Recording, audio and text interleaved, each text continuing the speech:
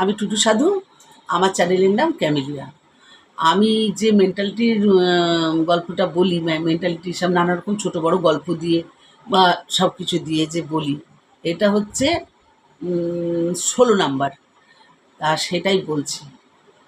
এটা একটা গল্পই বলছি, এটা গল্পই, কিন্তু এই মেন্টালিটির মধ্যেই আমি এই গল্পটা বলছি। 2 বন্ধু ছিল।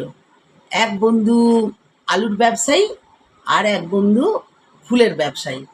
এই দুজনের খুব ভাব, মানে তারা একটু দূরে দূরে থাকতো, এর বাড়িতে আসা যাওয়ার এরকমই একটা অঙ্গীকার ছিল। হঠাৎ একদিন ওই ফুলের ব্যবসায়ী আলুর ব্যবসায়ীর বাড়িতে, আলুর ব্যবসায়ী ফুলের ব্যবসায়ীর বাড়িতে এসছে, এবং তাকে ফুলের ব্যবসায়ী বন্ধু খুব যত্ন আত্তি করেছে। সারাদিনে খাওয়া দাওয়া যত্ন আত্তি কোনো করেনি। এবারে রাত্রিবেলায় তাদের 2টো রুম ছিল। একটা রুমে তারা নিজেরা থাকতো, আর একটা বেশ বড় রুম। সেই রুমের মধ্যে সমস্ত ফুল সাজানো থাকতো, সেই ফুল টাঙানো থাকতো, সাজানো থাকতো। সেখানেও বিছানাপত্র সবই ছিল।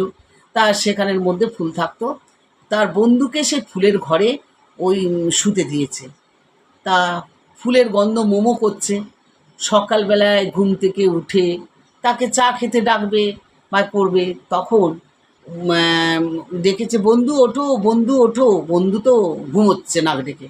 বন্ধু উঠলো, বলে ভায়া তোমার ঘুম কেমন হলো? বলছে ভায়া কীরকম আর হবে, আসল তোমার এই ফুলের পচা গন্ধে আমার ঠিক মতো ঘুম হয়নি। বলছি সে কি বলো ভায়া, ফুলের পচা গন্ধ?